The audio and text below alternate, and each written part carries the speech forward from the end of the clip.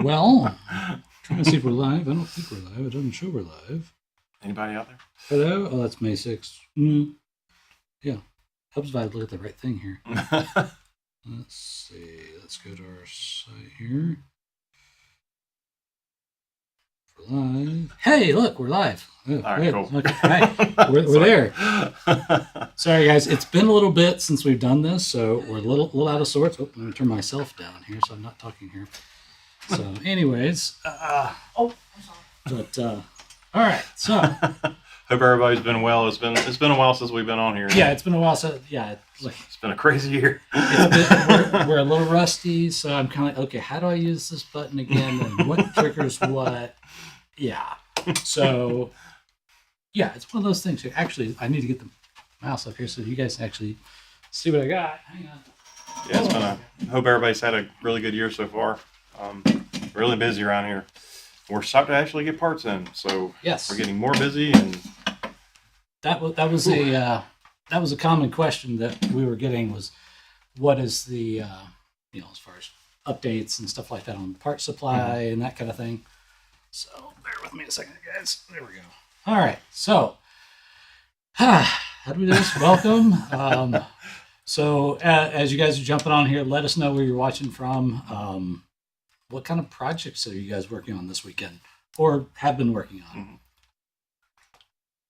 are you making amps for your mother for this weekend? Yes. What are you making for that? So yeah, let's see here. We've got, there we go. I see somebody pop up. Oh, come on. There you go. Add there it is. Okay. Sorry. And again, it's updated. The software's updated. Stuff's in different places. So yeah. all over the place. So David says hi, peeps. Hi, how's it going, David? Welcome. So yeah, be sure to interact with us in the comments and everything else. Throw us a question, what you want us to talk about, topics you want us to cover. We've got a few things we were talking about covering here today. And again, just bear with us. Yeah. It's been a while. Go easy. Yeah. So, okay, so we got here. Like I says, I have a Les Paul with P90s. The neck pickup is muddy. Is that normal? Not normal. I mean, sometimes it can get a little muddy. It depends on what kind of pickup you have in it too. How hot is it? How close it is to the strings? That kind of stuff there. Normally for what I found for neck pickups, I usually like to go with a low line because I don't want a whole lot of bass information. I want more top end clarity in that. So hope that helps. Let's see here. Yeah, typically, I mean, Les Pauls, it depends on the wood too, and that just the age and everything else as it gets a little bit more dense as it gets older. But as a general rule, P90s are not. They don't really roam around in the very warm category. They can be Usually pretty clear. Yeah, pretty clear, and I won't say bright, not as bright as say a Telecaster single or anything like that, but Yeah. they are considerably more brighter than what a neck position PAF would be. Oh, sure, yeah. So Okay. don't know if that helps you or not, but Let's see here. Howdy from Wisconsin. Wisconsin, land of cheese. Yep. And in case, and on the off chance you guys don't know where we're at, we're actually in North Carolina. So we're actually 20 miles. We're 20 miles from the ocean. So, Inland from the ocean. Yep. So not far from the beach. Although as we get closer to summertime, we stay away from the beach because all the crazies come. And but yeah. Okay, let's see what else we got here. It says up to fixing my mistakes. Rehearsal. Okay. Yeah, I was working on an amp the other day that I was testing it out, and to be even I make mistakes. I've been doing this for I don't know how long, but I was like, man, the bias is just not coming up. Whatever. And I was like, voltage is kind of low. And I was like, all right, go back, look at it. Of course, traces are underneath the board, so you can't see anything. Yep, caps are in backwards. Luckily, I was running on the Variac, so I was pushing maybe 40 volts into it. I'm like, it should be more than that. But we all make mistakes. But again, it's on an amp that there's no markings on it. There's no, so you literally have to go there, look at the traces, and go, okay, this is going where? You have to figure it out. So, Like a road map, just figure it out as you go along. oh yeah, always fun, always fun. Let's see. Mike says Redlands, California. Nice. Or 18 watt ish implementation into a Hammond. Oh, nice. Yeah, those are great chassis to jump in on for getting started, especially like donor chassis. Mhm. The transformers with the right volt are already set up for those tubes. They usually have plenty of current on tap for adding different preamp tubes, Right. and the output transformers are perfect for it. Mhm. So yeah, I've seen a whole lot of people use those chassis. great for like, and kind of like the modding donor, whatever you want to call it, Right. arena. Yeah. And you can usually pick They're those up pretty cheap. cheap. Yeah, you Yeah. can. I mean, they make some awesome amps. Those and I'm not sure if you heard the name, but like Bogans, old Bogan Hmm. PAs, and they made some small type amplifiers Yep. for music. PA amplifiers. Yeah. And such. Yeah. Muzak, and store stuff. Oh, yeah. So, but you can pick those up pretty good, pretty cheap off of eBay if you can still Yep. find them. Of course, saying that now, they're going to cost a fortune, but Well, I don't know. We're on the same level as JHS show. Talks about one pedal and the skyrockets the Yeah. next day. yeah, What was it? The Digitech pedal. It was like the distortion factory that you could pick it up for like $50, and all of a sudden now they're going for $300 and $400. it's I'm like, crazy. what? So, but he does an excellent show. I really like all the kind of he really deep. And if you haven't ever watched it, he deep dives like into history of pedal companies and Mhm. all the nerdiness and everything that people like me really enjoy. So, let's see here. Eric is from South Jersey. Can't speak today. So let's see. Welcome. Let's see here. Asheville, sweet. When I first get, okay, probably by Christmas, Princeton Reverb, count it 1x12 speaker. Can't wait to get wet and dry. Oh, that'd be cool. That'd be a nice combination of a Fender and an AC like that. Yeah, will be. They'll complement each other. Really Just take your time. Yes. If it's your first build, don't Don't rush it. Yeah, do not rush that amp. Whatever you do, just take your time. Let's see here. More South Jersey here. Nice. I love the name. Ridiculous. Wonk. Nice. Let's see here. Bears. Any tracking down buzzes and humming Marshall S builds?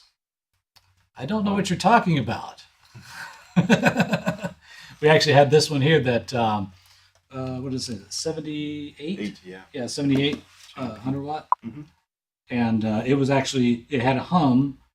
You could turn the master volume down. It would be dead quiet. You could have the gain all the way down, dead quiet. You bring the master up, it would hum. Preamp gain would do nothing. And there was a bus bar across the back of this. And this is where it kind of comes down to working around and understanding grounds. The bus bar was connecting all these pots together to this portion of the chassis right around here. And this particular power cord, of course, I don't know if you hear me, it's not the IEC plug in the back, so it's permanently mounted. The ground was grounding basically right here. So you have a lot of noise where that ground comes in, which was trickling downstream. So what we did, we just literally clipped it right there. Now it's dead quiet. And it's one of those of understanding where your grounds are. In some cases, star grounds work great. In some cases, they're not so great. What I found for me in the higher gain stuff, you really got to watch your grounds, especially like a JCM 800 or JMP in this case here. You really want to get your input grounds as far away from any kind of AC noise.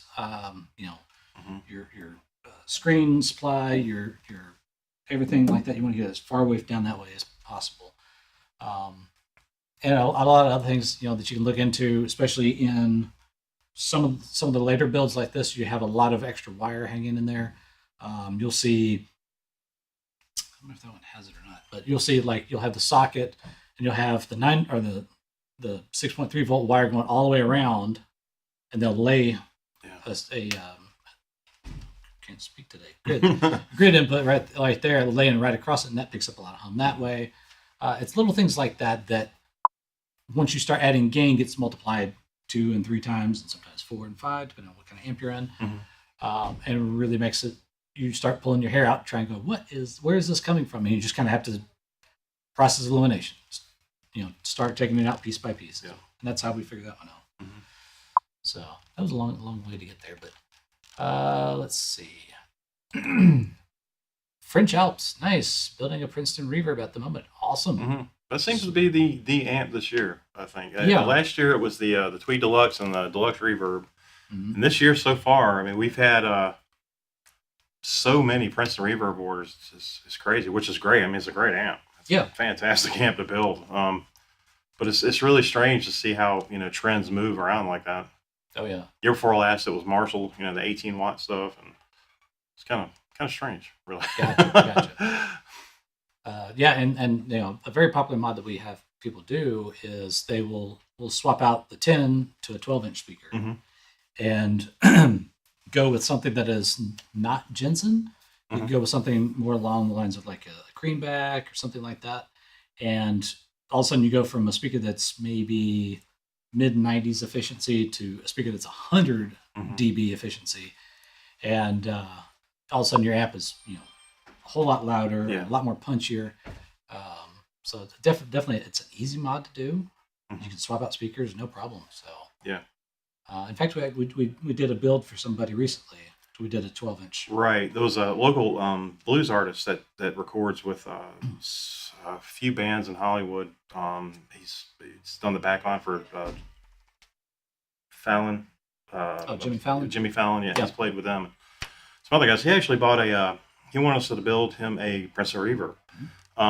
But kind of a twist on it, he wanted our Greyhound speaker in it. Now, I don't know if you guys know what our Greyhounds are, but they're a really efficient, just a punchy, it's a great speaker, a heavy speaker that you can put into a blackface amp that it won't give you speaker breakup, but it allows the amp to breathe a lot, so it becomes more touch dynamic. The reverb sounds just really lush in them, and he just fell in love with it. And I'm starting to notice we've had a couple more orders that had, that wanted that speaker with it because they had noticed that. And there's a couple videos. I don't think he's posted it yet because it's only been a couple weeks, but we're probably going to have it up on our YouTube site before too long. It's pretty impressive, really. Oh, yeah. But it's just amazing to see you can take older amps like that and add like a BV30 or a Celestion or something to it, and it totally it's crazy. Oh, yeah. It's amazing. Yeah, definitely. And also, in case you guys aren't familiar with the Greyhound, it's basically like we took the elements of like a C12N Jensen, the punchy, really quick to react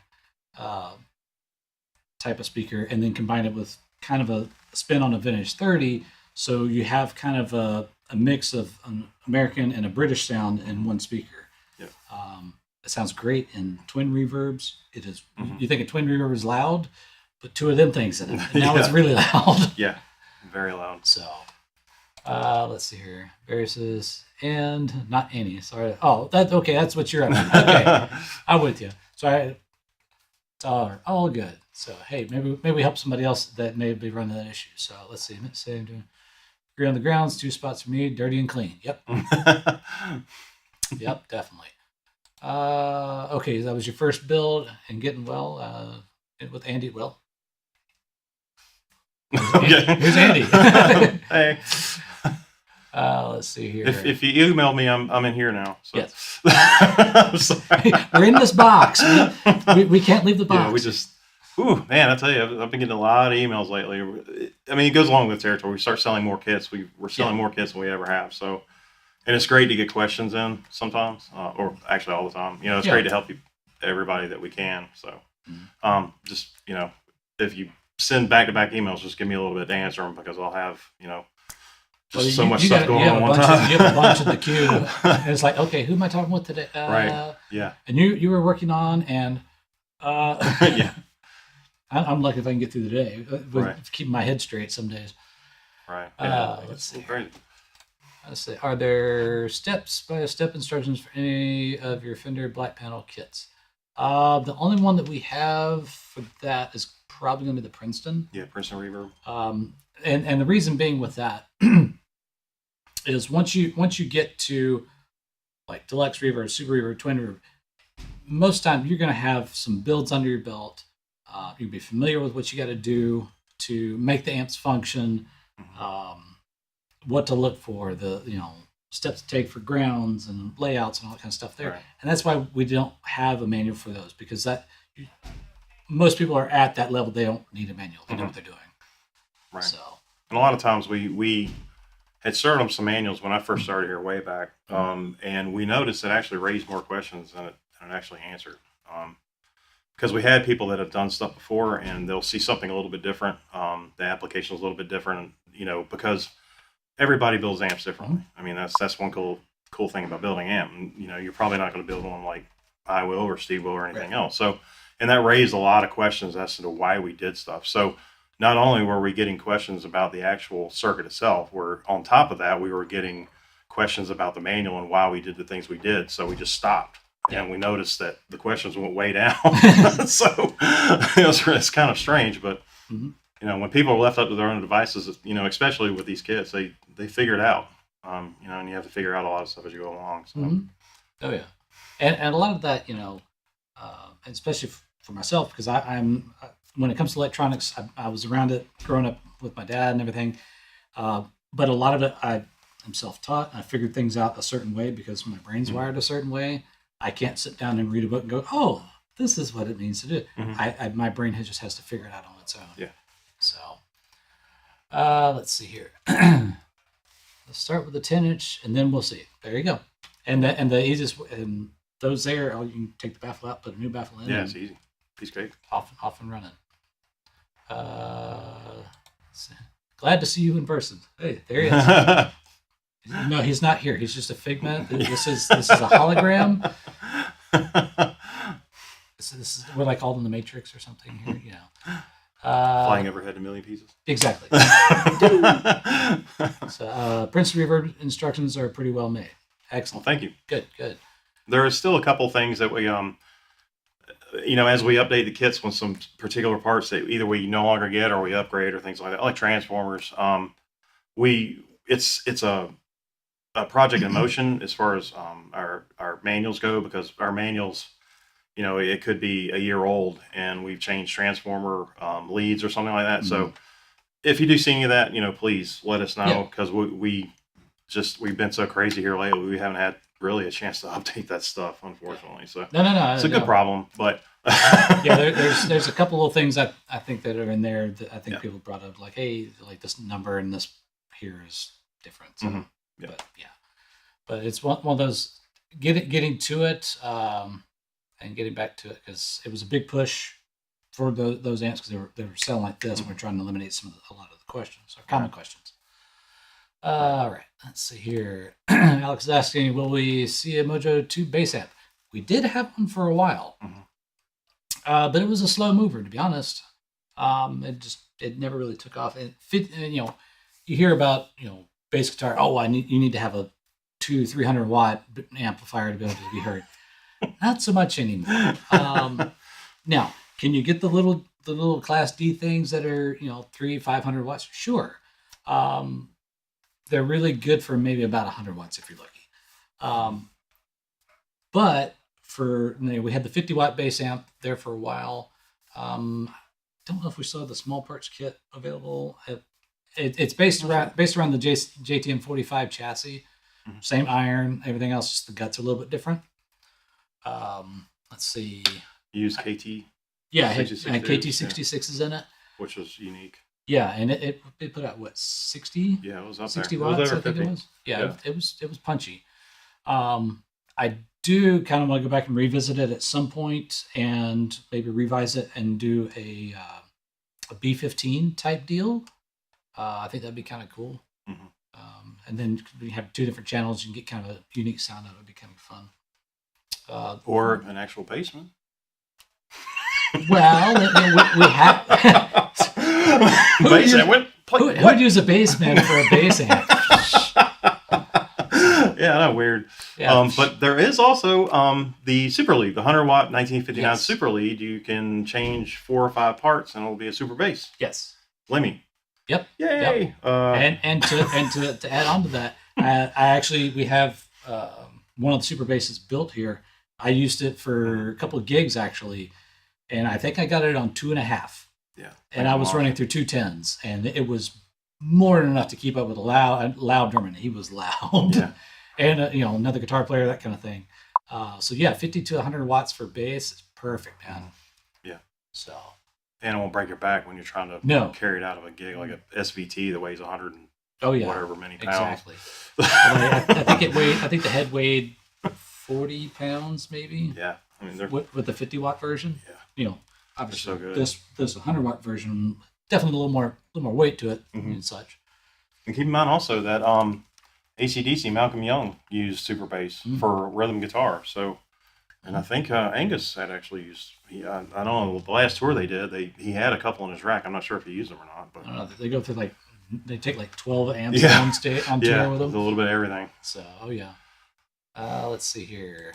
This guy here says, "Can you get Princeton built and shipped by you guys, and how much?" Thanks. Yes, you can. I don't know the cost though. Yeah. Sorry, I don't work on the retail sides of things. I just put stuff together when they throw paperwork at me. Yep. But you're more than welcome to call us up. I don't know if we have put that back on the site yet for drop-down menus for kits. It had fallen off for about a year. Okay. Yeah. But you're more than welcome. Give us a call. Our sales department, they could, certainly give you pricing on it, because we had to break out our kits a little bit because but mention that. the tube issue and the transformer issue. So now we're offering kits. Of course, you can get the cabinet and you can get the tubes and you can get the transformers, but we're also extracting parts out of the kit. So you can get the small parts kit, or you can get the actual kit without tubes. You can get it without the cabinet. You can get it with tubes without the cabinet with tubes, without transformer, with this, that, and the other. So there's all kinds of different things you can do with that now. Because the tube situation's I would say it's getting bad, but it's getting pretty rough out there. The costs are going up, and a lot of builders already have their tubes, so they don't need tubes. So if you can pull $40, $50 out of an amp kit because you don't need the tubes, and there you go. So we're starting to do that as well. But keep a close eye on the tube situation if you're a builder. It's getting crazy out there. Oh yeah. Actually, come to think of it now, I was going to mention this. If you guys have been on the site recently, you'll see a little bit different, like the pictures have been updated, that kind of stuff there. And so we would get different requests. And the reason why we did this, we would get different requests of people. Well, hey, I want to customize my cabinet, or I want a different speaker. And it made it kind of a headache when it came to trying to keep inventory with cabinets for the kits, that kind of stuff there. So that's why we broke it out this way. So now that gives you the option. You can get the core part of the amp, because it does come with all the tubes. And then you get to choose what speaker you want, and then you get to choose what kind of cabinet, and you can say, I want it stock, which most stock cabinets we have ready to go on the shelf. Right. Most. If you want something custom, what's our lead time is what? Right now it's between 3 and 4 weeks. Yeah. For custom, because we try to keep the raw shells on stock, unless somebody comes through and wipes us out. But we'll have them raw on the shelf, so we take them out. We can cover them with with cow skin or whatever you want to cover it with. Pink fur for Poison, the band, CC DeVille. But yeah, we try to keep those on hand. It's generally 3 to 4 weeks. It can ebb and flow, depending on the orders we have come through. So yeah, the wood shop has been cranking. Yeah. So we've got lead times down on. It might be a good time to touch on stock stuff, inventory stuff. Yeah. So wood shop is down to, like I said, 3 to 4 weeks, depending on most cabinets. Pickup department is caught way back up. We actually have a lot of the pickups now are in stock and ready to ship. All you have to do is go to the site, pick the model that you're looking for, and you can actually go to the drop down, say you want a 59 clone PAF in nickel.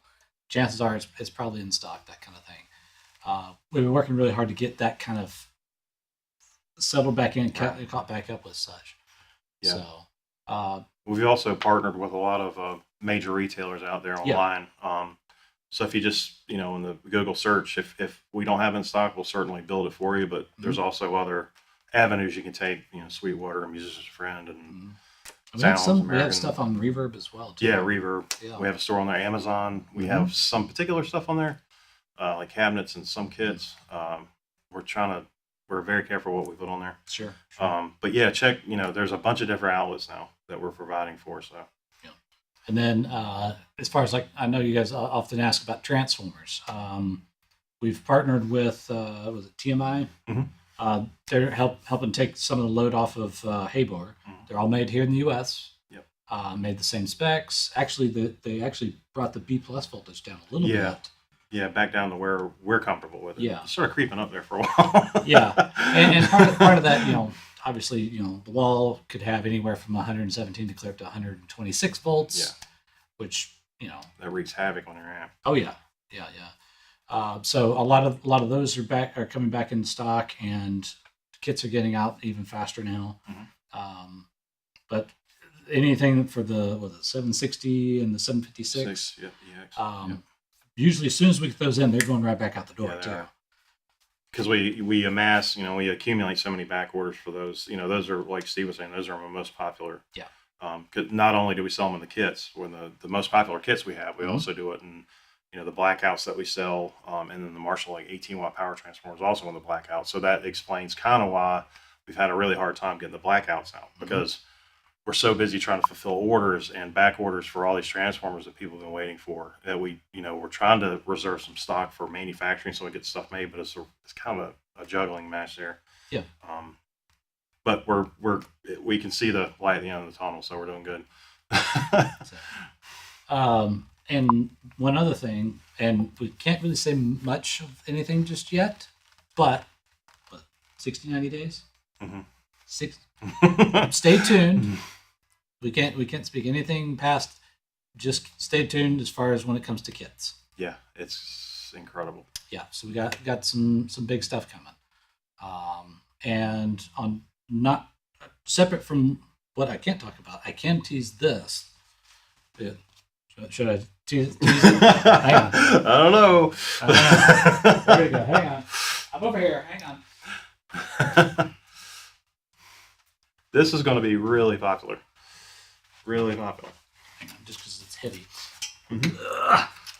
Anybody know what that is? Name this amplifier. Yep. There we go. Can you name it? Tell me. Anybody? Anybody? Mhm. Yeah, we'll wait Yeah. till the end of this broadcast, and we'll see if anybody can nail it. Put this back down But yeah, John Manning, who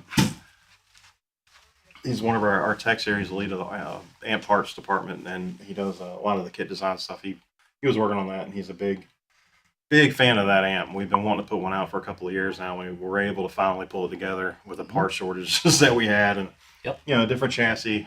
We got a new chassis for that, and it's cool. It's Yeah, a cool it's- amp. It's a killer amp. Yeah. Especially slamming with a tube screamer. Yeah. Yeah, it's nice. Okay, so let's jump back into here. Let's see. Have you changed the tubes that you supply with your kits in light of the current situation? Have we changed them? No, we haven't changed it. We still use primarily JJ and Electro-Harmonics for our kits. Now, we are having a particular company make some for us that we're testing right now. And of course, Westinghouse is supposedly coming up. Now, this broke out 4 or 5 months ago. However, since then, it's been really quiet, and I can't get any reading on that company. We've tried to contact them several times about what's going on. No answer. So I don't know. There was a huge fervor when they came out. Everybody wanted Westinghouse. It's an American tube company. We got to do this. Everybody tried to get in there. But after that one ad came out that I saw, and I don't remember what magazine it was in, nothing. So I don't know what's going on with that. Maybe they're gearing up, but usually something that major, there'd be a lot of groundwork laid, and up to this point, I've only seen one little ad, and hearsay. That's it. So I don't know what the deal is. And I will say, as much as we definitely would love to have USA made tubes, don't expect JJ prices. No. They make 300Bs mainly for like the hi-fi guys, and they're going for like $700 a tube. Yeah. It's going to be a premium. Yeah, it's going to be a high-end tube. Is it going to be better? Is it going to be worth it? If it's made the same spec, I don't know. Yeah. I don't think so. So, But that's where you can get into the whole tube rolling thing, and that's a whole nother can of worms. Yeah, this whole thing might have come to light because it's actually a good marketing ploy. I don't know if they really thought about this when they did the whole Westinghouse advertising thing, but somebody there, of course, Westinghouse still in business. Somebody there saw the climate, the landscape of what's happening with tubes, and they thought it would probably, I would think, they would have in the back of their mind that this is a great time to throw our name out there and see what kind of hype we can build up and see how Sure. many inquiries we get to see if we can actually move forward with this. I think that's where they're at. I don't know if anybody out there knows more than that. Please let us know. But Yeah. it's a difficult thing. Now going back for the kits and the tubes that we sell, we have been working with another company to get Mojo branded tubes. We just got samples in about 2 weeks ago. Of course, we're an OEM manufacturer, so we manufacture amps for other people. And everybody that we've used these in, we haven't released them yet, but we are using them in certain builds that we make here. They've been really happy with them. The quality is it's great. The price point, we're going to try to keep the price point where the JJs and T80s are residing. Meanwhile, JJs are going through the roof if you can find them. As far as I know, the Russian plant's closed down, or they're not exporting. Regardless, we aren't able to get the quantity that we need from them anymore. So once we exhaust the inventory that we have, I don't know when we're going to be able to get any more. Now, we have heard, we had a meeting about the supply situation, and I have heard that Electro Harmonics was able to get some JJs. Electro Harmonics right now, they are getting tube shipments. It's kind of erratic. We don't know when they're coming. We have POs open since middle of last year that, for thousands of tubes that we'll get every once in a while. We'll get trickling in, a little bit here and there. So the whole Russian front and the Slovak tubes, and there was another company in Hungary, I think, but we aren't really expecting to see much out of that area of the world right now. That's why we're going with this other company that hopefully, it's going to work, and it looks like it will. So we're moving forward. Are we out of tubes yet? No. Is there a crisis yet? Not quite. We see it on the horizon, but what we're doing right now and what we started doing 6 months ago is mitigating that point. So don't run out and pay $800 for a pair of tubes right yet. No. So, it's not that bad yet, contrary to what you might hear. Yeah. So All right, let's see here. David says, is that an original 50s telly? no, this is a American Standard, I believe. Under Custom Shop, sorry. Yeah, it's American something. I don't know. Yeah, telly. Yeah, I don't know. It's a telly. It's a telly. I just like I like having a guitar in my lap because it gives me something to lean on, and it just looks cool. Something to fidget with. I fidget. So. Let's see here. Michael says, I'd like to get a Vox AC style, and your kit is the most interesting. Yep, the NC, we had to go NC because you can't say AC because Vox will be on you in a heartbeat. Ask Wampler. Yeah. And that one there, it is basically the whole idea behind that is take an AC30 and AC15 and kind of fuse them together. So you have the top boost circuit of the AC30 fused with the AC15 type output section. With top boost. With top boost. Mm-hmm. Yep. That is a cool amp.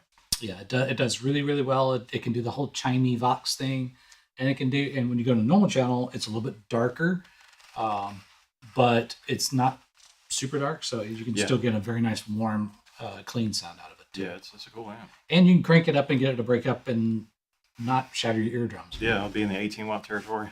So Still loud. yeah, Still plenty loud. really cool amp. Yeah. So let's see here. +1 for the B15 in the basement. Well, B15, yeah. We have gotten a bunch of people asking about the Blackface Basement and the Blonde. Mm-hmm. Yeah. I know we had looked back at it. We had it out years ago, and it was just a real slow seller. And like the moment we took it, or discontinued it, everyone went, "Hey, yeah, like, come on!" Yeah, that was the A165 and the A864. A64, yeah. Mm-hmm. So it was the brown and the presence control one with the blackface. Yeah, nobody really wanted it. And then we started looking at actually we're currently looking at a 6G whatever it is Bandmaster with the presence control. Mm-hmm. So we don't know if that's going to be released again, because again, it was like Steve saying, they just didn't sell very Yeah. well. So, So. but usually what happens is you get a guitar player that is using one guitar heroes like Bonamassa or Mayer or whoever else it's popular, they'll use some obscure amp, and all of a sudden we'll get inquiries. Hey, how can I get this amp? You know, and we're like, oh, well, we had it. Yeah, yeah, exactly. Like Brian Setzer. Yeah, that was a classic. He used was it Bassman or Bandmaster? His Bassman's Yeah. 6G6B. Yeah, he used all. Everybody wanted one. Nobody could find one. And, Yep, I don't know, that's because he probably has them all. Yeah. Let's see here. Barry was saying B plus down is a really good thing. Yes, yeah, definitely. Talking about the Transformers earlier. Let's see here. Okay, please check our resource page and current lead times. What that means there, that particular product has a lead time, usually like kits or the pickups, that kind of thing. If you are on the website and you want to get kind of an up-to-date lead time thing, if you go up to the top, you'll see resources, and under there you'll see a link to the page that says lead times. That'll give you kind of a better idea of what the cabinet shop's looking at, pickup shop, manufacturing, amp kits, that kind of stuff there. We try to update it every week. The sales manager, Andrew Simmons, will go through every week or 2 weeks, depending on how things are moving, and update that. So yeah, we like to try to keep you guys up to date as much as we can. So let's see here. David's asking here, who are there are certain flaws with certain amps, like lower price fenders that cut the life of tubes. Do you have any problems with those, or do you have any issues you recommend mods for it? Oh, okay, gotcha. Yeah. You're talking about the reissue stuff. Well, reissue, or the first thing that came to my mind was, it's not a tube issue, but the Hot Rod Deluxes and the Vills. And oh yeah. That whole thing. Yeah. There's a gentleman that I follow on YouTube. This guy's name's Lyle, Psionic Audio or Psionic. Yeah. He just released like 3 videos going over kind of the ins and outs of the current reissues, like the Deluxe Reverb, the Prince Reverb. He didn't go into the custom stuff, but they're very, very similar circuits. Mm-hmm. Usually on those, the number one thing, especially for me, where I do repairs and stuff, is the filter capacitors. They spec out a really cheap capacitor. And it's not saying that, and it's usually by Illinois. I see. And it's not. And the interesting part is, how do I go about this? I'm trying to cover a couple of different things. People would like to talk about it as far as, Illinois caps are crap. It's like, well, not exactly. No. The stuff that is being spec'd out by Fender, they want a super cheap capacitor to do the basic job, and it lasts like about 2 years if you're lucky. But if you look back at, say, some of the PV stuff and the stuff from the 90s, they all used Illinois caps, and a lot of them I'm getting in that are 30 years old, and the caps are still great. Yeah. So it's what is being spec'd out by Fender that they're getting. The application might not be optimal for what they're using it for. So the kind of common things that I deal with in those, like some of the reissues, is the capacitors, and that's filter capacitors. The rest of it, don't worry about it. Don't worry about trying to go to some what's the crazy one, the Jupiters and the Sozos. It's like, you're not gaining anything. Oh. Trust me, you're not gaining anything in that particular amp. The filter caps are the biggest thing. In the Hot Rod series, that's Blues Junior, Hot Rod DeVille, Deluxe, that kind of stuff there. Filter caps again. The Blues Juniors, you've got to be really, really, really, really careful when you go to swap out your EL84s. The circuit board is single-sided trace with no support to the socket. So your trace is the only thing holding that socket to that board. So when you pull it out, you do the nice, just wiggle it out gently. When you go to put it back in, do the same, just real gently. It'll eventually lock in place. Mm-hmm. Take your time. The reissues don't have that. The reissues are wired. They're Yes. They don't have the PCB Yeah, sockets. the wired in, Fender, so- the Deluxe Reverb, Prince Reverb, Twin, Super, the all new those things. silver face stuff. Yeah, Those are it's good. pretty Those well are made. good. Yeah, they are for the Still, price. still maybe. filters, Yeah. caps, that kind of stuff. There's Right. little things you can do. But one thing you can do is that a lot of people that Hmm. I've seen in the past 6 months or something to save a dime, they'll go in and find.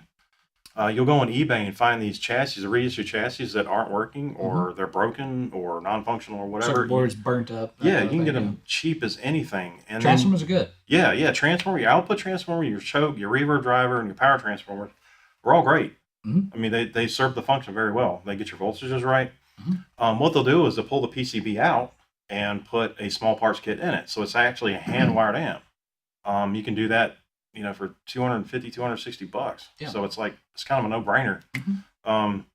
That's not to say reissues are bad, because they're not. No. Reissues, from what I've seen, when this whole blackface market thing, the blackface amp, vintage thing, the 65 series and everything before that, took off, and what got crazy to where you're not paying $5,000 for a 65 deluxe, reverb. Mhm.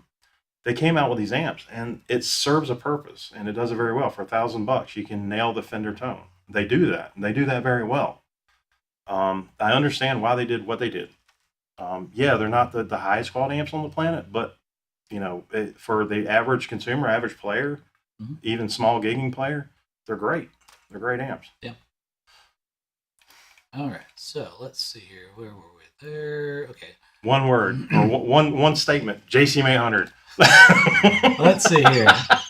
So we have Dave saying that was a JCM 800. We have Barry saying it's a JCM 800. Oh, that. Oh, yeah. This guy down. This Yep. guy down here. That would be no. Mm-mm. Close. Close. Very close. Very The close. predecessor. Yes. One step back. Any plans for an orange or dumble style kit? No, not at the moment. No. Orange is their own kind of thing. They're still in production today, and that's just, I don't know. Just we don't like to kind of tread on Yeah. on territory. That people Yeah. don't Orange is they have a cult following, and it's a lot of people. It's not a. I can't say it's not a popular amp, because it is. They're wildly yeah. popular, but there's not. If you were to nail down one model, it might be the Rocker Verb, but that falls in the same line as every guitarist wants a 100-watt Marshall, every guitarist wants a Rocker Verb, but nobody plays them. Nobody would play them because they're just impractical to play.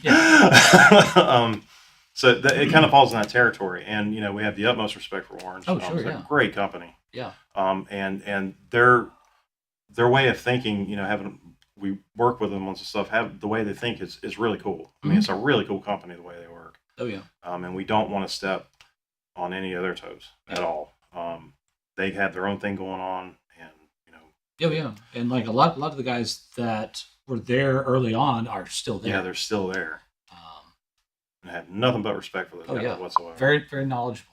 And if you want to build an Orange, you can take a Marshall 100 or 100-watt, and you can do certain tweaks to it, and it's an Orange. Yeah. Picture right in. Yeah. The difference they used partridge, didn't they? And some of the older stuff. Yep. Yeah. So you Partridge have to put transformer. different transformers. Yeah. The other thing is on the double side, there's not one double, unfortunately. Yeah. And we could offer a kit that, with, hey, here's our double kit, and you'll have 1,000 people like, oh, that's not this one, that's not right. Yeah, That's not no, right. it's like trying to hit a moving target. It'd be like if we offered a Klon kit. Oh, well, you don't have the right diodes or whatever. It's like, Or a Big Muff. nah, which no. 13 different versions. No, not. Well, I mean, there's all different versions of the Big Muff, but it's one of those, like, there's that kind of cult, that cult following Right. of like, this is what my Dumble is. This is what the Dumble is. Well, Yeah, right. There's It's- umpteen different Dumbles. Yeah, there was this SRV Dumble, which was a reverb amp. There was an OD2 Dumble that was There's Santana. yeah, Santana. So there wasn't one Dumble. Yeah, so it's one of those, like, we're gonna stay out of that. Yeah. We'll do that Right. one alone. Let's see here. Is the amp a 2104? I don't think it's 2104. JMP Master Vion. Mm-hmm. We have a ding ding. That we do have a winner there. Yep. Eddie is the winner there. Oh, the winter. The 2104, 21. No, it would have been 2203 or 2204. 2204. Yeah, 2204. 2204. Yeah. Yeah. So yes, that is a JMP. 51. So and that will be coming soon. So Good answer. Yes. Yes. Good catch. Good catch. Michael, 1+1 for Lyle. Yes, awesome. He's an awesome dude. Does a great job. Yes. And one of the things he also did an interesting comparison too. So the other thing he was talking about was reverb tanks, and so there's our reverb tanks. There's MOD. There's Ruby. I think one or two others. They all kind of come I think from like one place. I don't know. Yeah, one or two. But factors. everybody's is made a little bit different specs. And he had a lot of nice things to say about the reverb tanks. He liked ours over the MODs and the Rubies and such. Right. So it was a closer representation of the vintage Accutronics. Right. So that there are, I mean, the transducers and the springs really come out of one factory, but the carrier, the spring carrier, can be plastic or nylon or we use aluminum. So that helps a lot. Just it's always in the little things like that. Yeah, it's always the small details. Yeah, it is totally.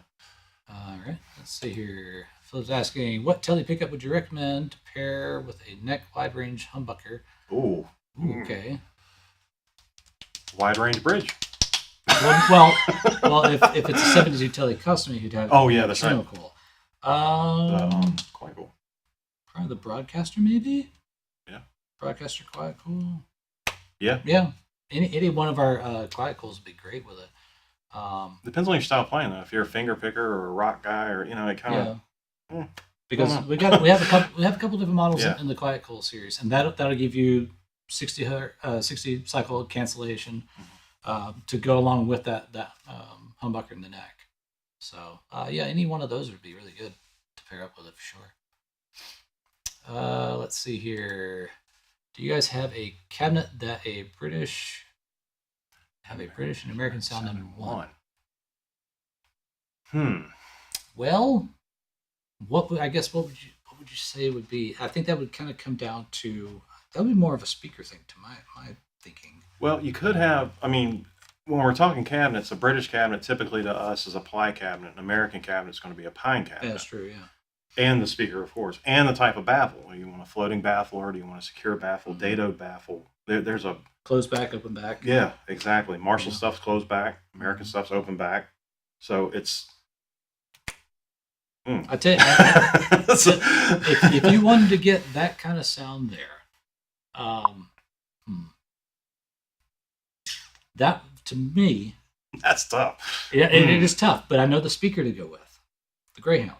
Oh yeah, the Greyhound covers both of those bases great. Yeah, it does. Yep. And then the other thing, you could go with any of our cabinet. I think pretty much any of our cabinets you can get with a 3-piece back panel. Mm-hmm. So that way, in one configuration, you have it completely sealed, kind of like this guy. Right, like a Marshall. Or you can remove the middle panel, and now you have an open back. Mm-hmm. So you can get kind of a best of both worlds. Yep.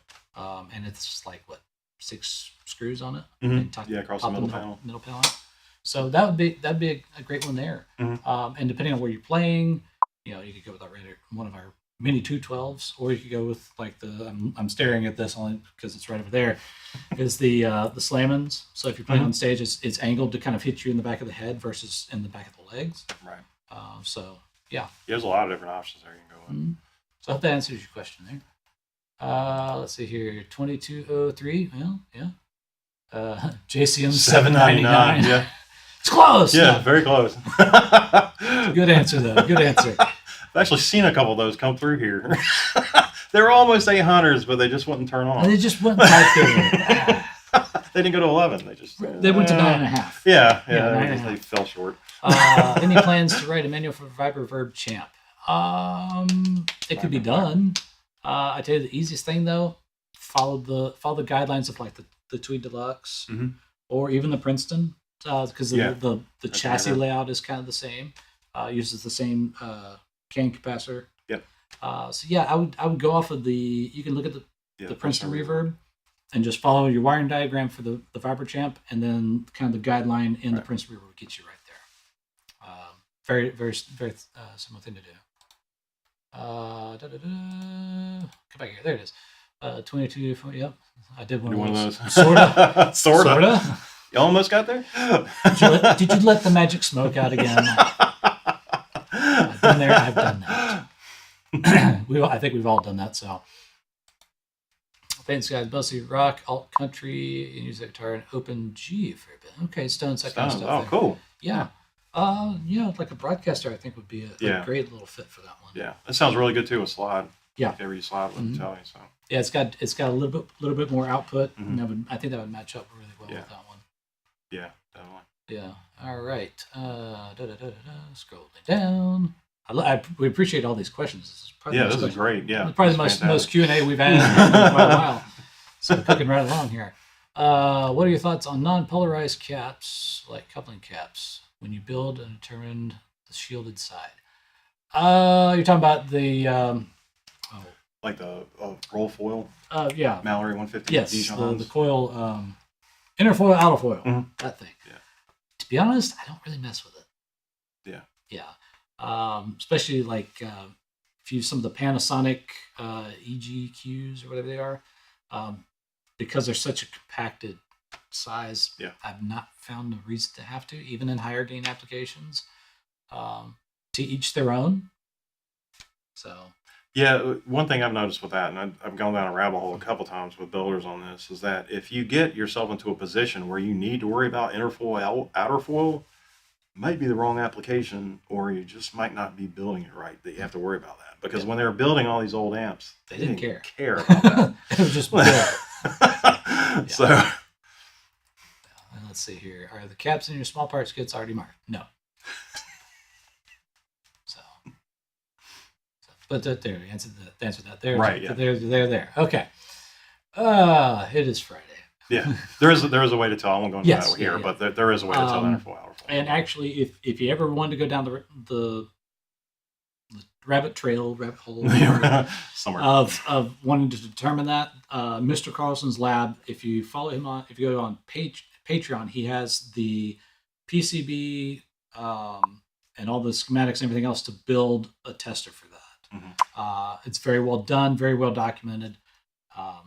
I've never been at a point where I've had to use inner foil, outer foil in any of the amp builds I've ever done. That's anything from super clean to super gained out. So That could apply to some hi-fi stuff, but usually it's in like radio once you get into higher frequencies, like radio Yeah. frequencies, that kind of stuff.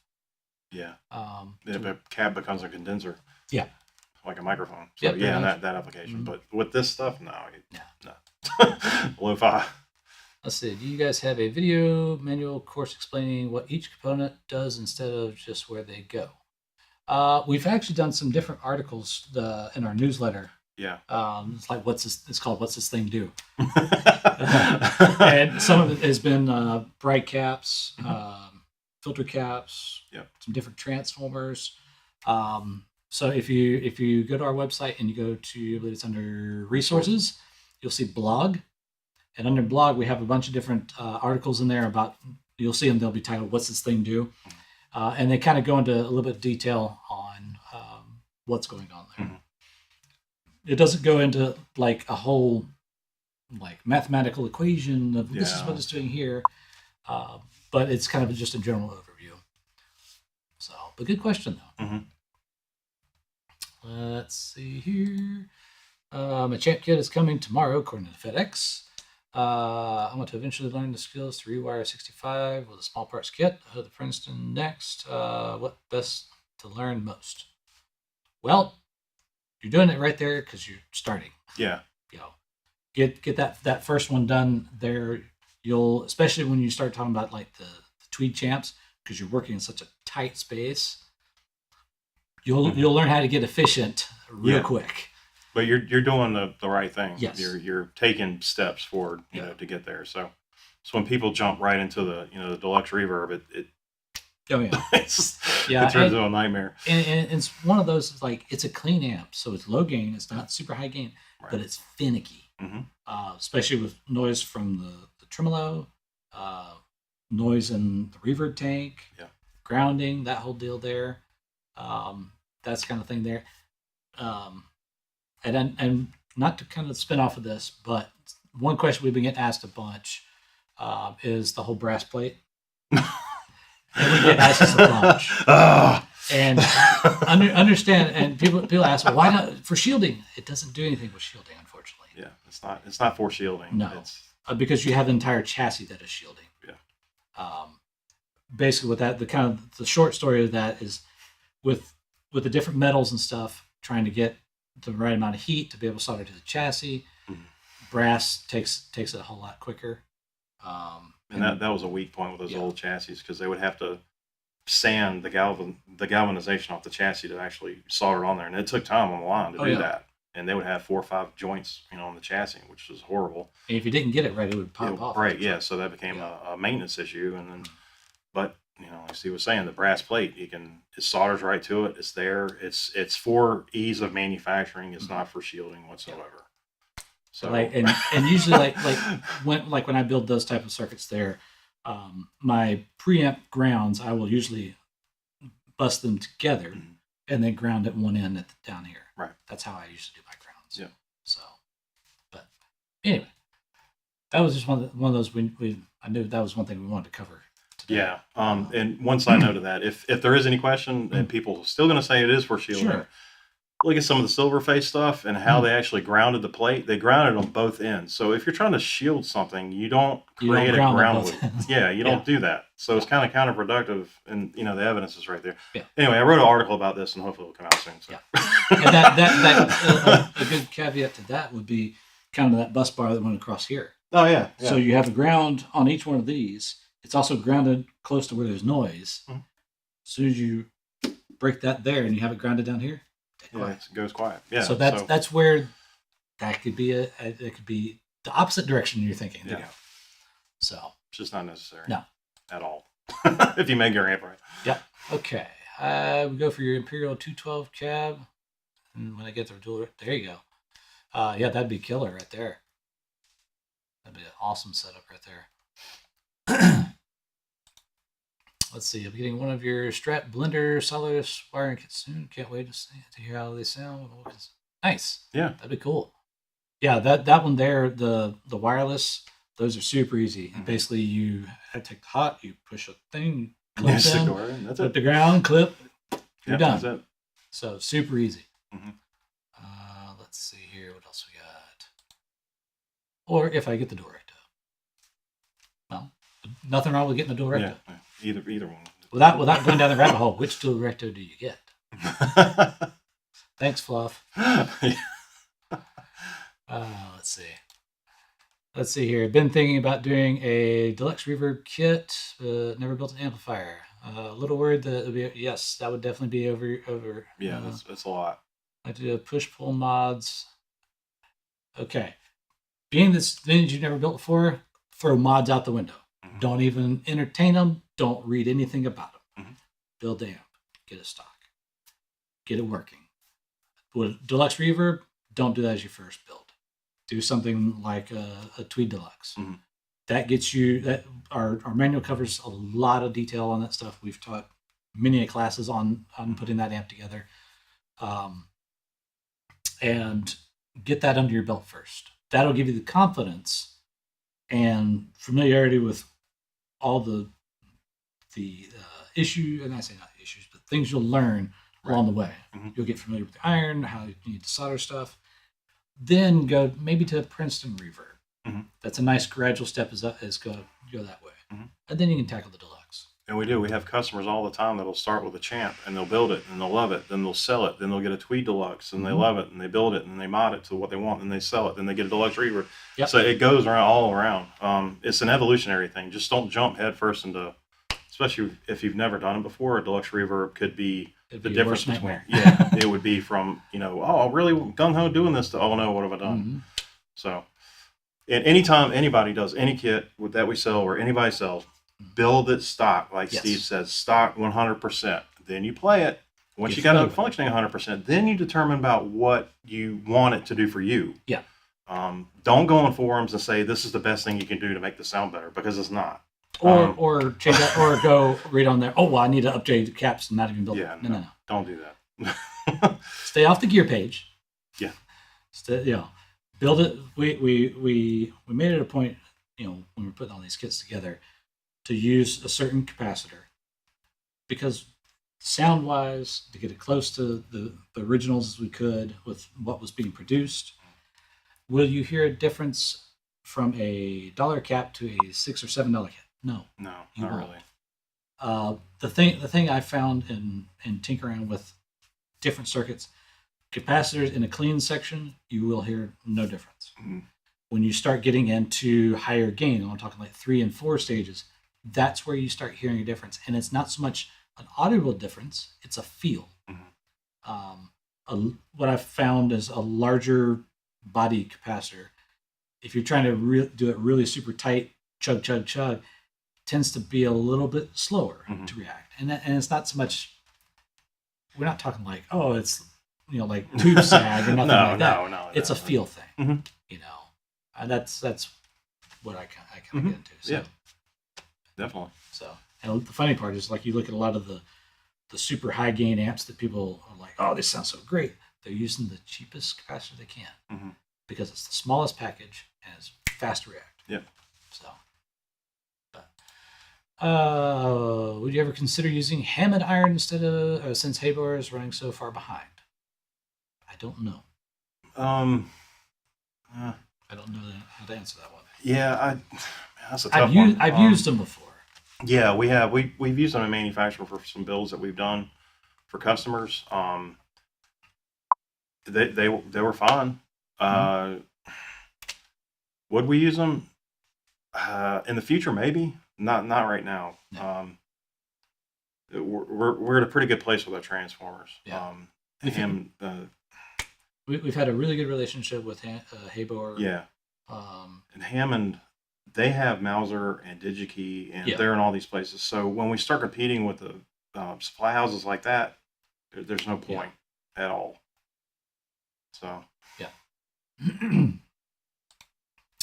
Thank you.